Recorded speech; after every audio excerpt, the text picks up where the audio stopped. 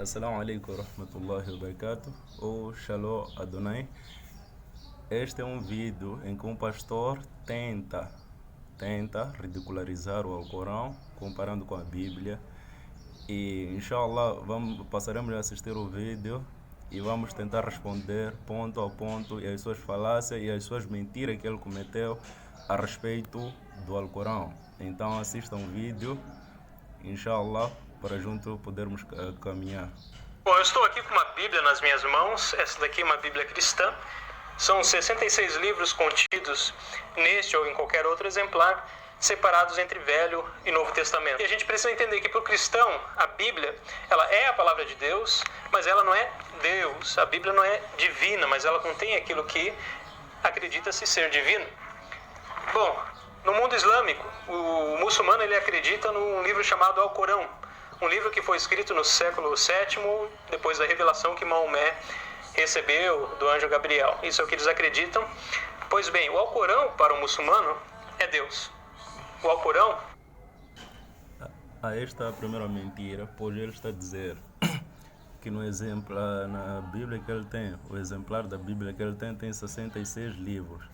Essa é a primeira mentira, do tipo disse que não só essa versão que ele usa, mas também as outras versões que ele usa tem o próprio 66 livros. Sim, ele disse nesse exemplar que ele está a usar e outros exemplares tem 66 livros. Então a primeira mentira parte daí, visto que não precisamos ir longe, né? Temos a Bíblia Católica nesse exato momento que tem 73 livros. Temos a Bíblia na versão de Jerusalém, que tem capítulos a menos removidas. Por quê? Porque lá existem capítulos que não constam nos antigos e melhor manuscritos existentes. Então a primeira mentira foi daí, ao ele dizer que existe apenas essa Bíblia de 66 livros, todas as versões têm o quê? Tem um número, e todas as versões têm o mesmo número de livro. Então ele primeiro mentiu aí.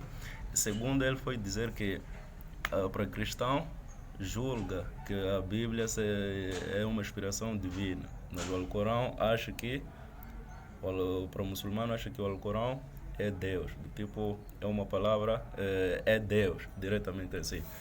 A primeira mentira está aí. Não existe nenhum muçulmano que considera que o Alcorão seja Deus. Nem existiu na época, só apenas a divergência que ele está a referir foi uma divergência teológica, porque Allah diz no Corão de que o Alcorão chamou o Alcorão de Ruh, Ar-Ruh, que significa alma, né? Alma ou uma vida, sei lá, uma criatura, uma alma ou uma criatura. Então, por ter chamado Ar-Ruh, Ar-Ruh significa espírito e pode significar uma alma, né? Mas no contexto de vida em si. Então, assim, surgiu alguns muçulmanos que achavam que o Alcorão é uma criatura, não um criador, não Deus. Então, o pastor mentiu aí. A divergência foi entre as pessoas pensar que o Alcorão é uma criatura.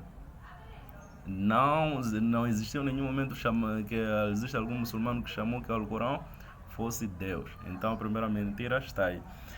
E quanto à resposta dessa questão aqui já foi resolvida faz tempo. O Alcorão não é uma criatura. Mesmo assim, já foi refutado essa hipótese de que o Alcorão seja uma criatura.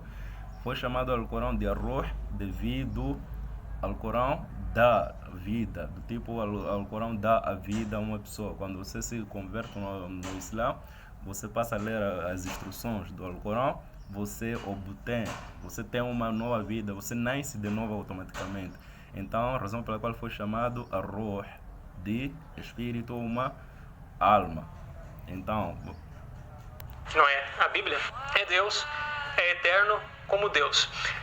Isso gerou uma polêmica muito grande no começo do islamismo, porque foi dito que Deus, Allah, é o único Deus e é eterno, e que não existe mais nada eterno além dele. Mas ao mesmo tempo dizia-se que o Alcorão era eterno. Então, peraí, alguns líderes religiosos muçulmanos disseram, não é possível que exista um Deus eterno e um livro eterno, como que pode ter um outro Deus, então? A discussão não foi pequena E o resultado, para variar, pessoas foram assassinadas, mortos, se brigaram, e até hoje não tem muita compreensão com relação a esse assunto, se quem que está certo, se é aqueles que acreditam que o Alcorão é Deus ou aqueles que acreditam que o Alcorão não é Deus, mas existe toda essa complicação. Então, o Alcorão... Então, visto que, que o pastor está a tentar comparar o Alcorão e a Bíblia, se o pastor fosse realmente honesto, ele então poderia pegar também na vertente de Jesus, porque alguns, nesse caso, acreditam que Jesus seja eterno e outros não. Então deveria também falar que existe essa polêmica, essa pedra no sapato no seio do cristão, existente até neste exato momento.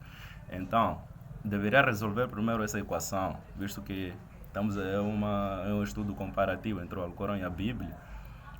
Já que falou a primeira parte do Alcorão, então deve falar também a segunda parte da Bíblia, que é a divergência do próprio Jesus, que foi divinizada no século IV, porque Jesus, os primeiros cristãos não sabiam que Jesus era Deus automaticamente.